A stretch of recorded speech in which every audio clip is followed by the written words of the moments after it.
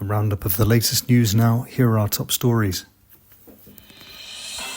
King Charles has released a UK drill track entitled Big Up Man's Prick to raise awareness about prostate cancer following his recent diagnosis. An American Airlines flight is forced to turn around by a passenger's excessive flatulence. The UK Labour Party has banned its members from having an opinion. Israel brands the International Court of Justice an anti-Semitic terrorist organisation. And London's Uber Eats and Deliveroo drivers are to go on strike on Valentine's Day. More on those top stories to come. First to Buckingham Palace, and King Charles has just released a UK drill track with the name Big Up Man's Prick to raise awareness about prostate cancer following his recent diagnosis. We were at a charitable event held at the palace to mark the launch of the King's new single. What? Cancer? How dare you? Piss off. Yes, it's me. This time it's my willy.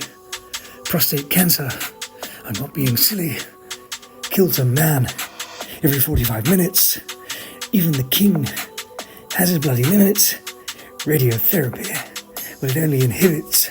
So get your dick checked out or its hospital visits. A life reduced to single digits when I'd much rather go hiking through thickets, yes.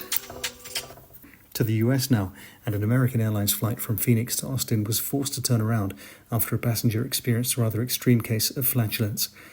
A fellow passenger at the scene released the following recording of the incident.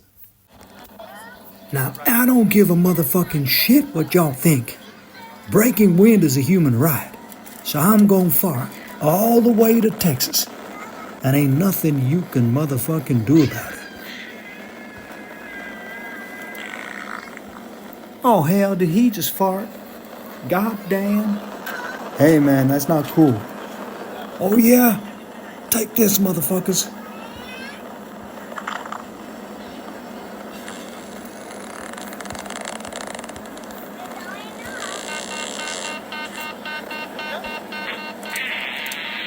The British Labour Party has banned its members from having an opinion, adding to a growing list of prohibited personal attributes including having character, charisma, principles, showing constructive dissent, independence, solidarity and cohesion.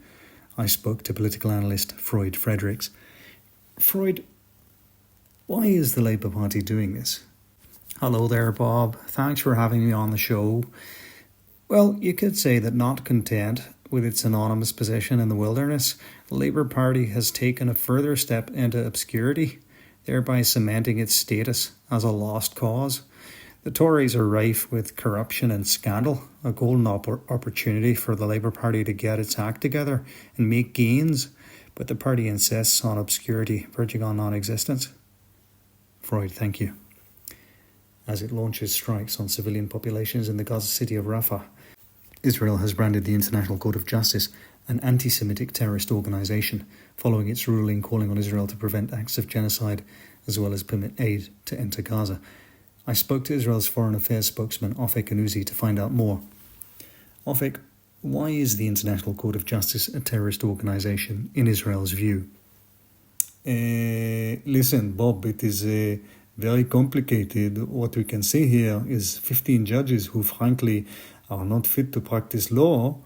They are siding with terror and murder. Israel's killed around 30,000 Palestinians in Gaza in recent months, most of them civilians. Isn't it hypocritical and somewhat unreasonable for Israel to view an international court applying international law as allied with terrorists, when Israel is itself engaging in ongoing acts of violence? Hey, let's take a closer look at this, okay? I would like to refer you to the Ugandan judge who, without the help of a large check from Israeli Prime Minister Benjamin Netanyahu, voted against each of the measures requested by South Africa in the case. So that tells you all you need to know. One of the judges who voted in favour of the measure for Israel to prevent and punish public incitement of acts of genocide, and in favour of Israel permitting aid into Gaza, is of course former Israeli Supreme Court Judge Aharon Barak. Is it not time for Israel to look at itself in the mirror and accept that even its own judges are acknowledging wrongdoing on its part? Bob, please, you don't know what it's like to have a chip on your shoulder from historical persecution, which you then use as a tool of oppression and look to claim a monopoly on determining the acceptability or otherwise of public criticism. Okay, thank you. And finally, Uber Eats and Deliveroo drivers in the UK and US are going on strike on Valentine's Day over paying conditions. We heard from an Uber Eats driver in London, where many of the drivers are from Brazil, who wished to remain anonymous.